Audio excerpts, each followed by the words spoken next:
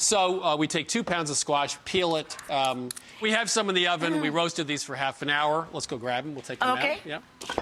Little oil and salt. Here, we'll put it back here. Okay, we'll grab this.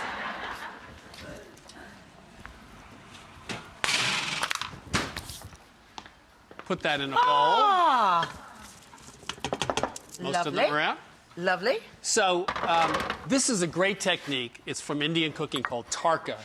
And you take oil and you take herbs and infuse them for a few minutes. This has coconut, sesame seeds, mustard seeds, cumin. It smells amazing. Little garlic. Oh, wow. It takes 3 or 4 minutes, and you get that spice in the oil.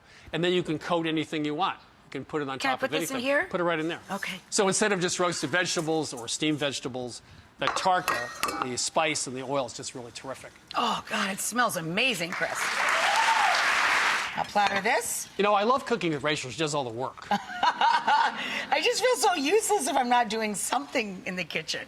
So we're going to make a bitter green salad now. We have 3 oranges that we peeled, cut into quarters and into small pieces like that.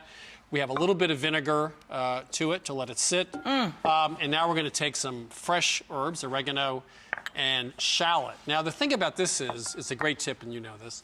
If you take onion or shallot and let it sit in vinegar for 10 or 15 minutes, it kind of quick pickles, and it gets the bite out of it, which is really nice. It takes away the edge of it, And this is actually very similar. My mom is Sicilian, and oregano, citrus, and onion, in this case it's shallot, but it's so common. It's a classic. Yeah, and you take bitter greens. You can take endive, radicchio, whatever, about 12 cups, and it's really nice with the sweetness of the orange. We also have some olives. We put in a little bit of walnuts that have been toasted, and we have some fresh chef goat's cheese. I'm just adding extra lemon. What are you doing? It's fun. I'm just adding extra lemon. It's fun. You're just going to stick with that the whole time, right? And put that in. It's making me happy. It's fun. And some oil. Yeah. In my favorite cruet, by the way. Oh, you're sweet. Thank you. One of the great tricks, by the way, if you want a creamy salad dressing, is fresh chev or goat cheese. Mixes in, and it turns it into a creamy dressing. So let this sit for a few minutes. It gets very, very creamy. The final recipe is from a friend of mine in Portland, Maine, Brianna Holtz. She co-owns the Tandem Bakery. It's in an old gas station, and she makes really interesting baked goods.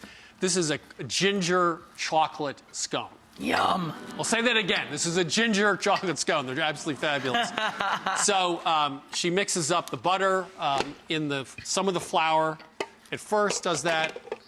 Mixes this together. She has a cup of chocolate, a cup of ginger. But the problem is, of course, how do you grate the ginger? She uses powdered ginger, fresh ginger, and crystallized ginger. And these are the scones, which are to die for. Yeah. Oh, those are really good. Shall we have a scone? I think we're going to have a scone, yeah. We're going to have a scone. Scone, cheers!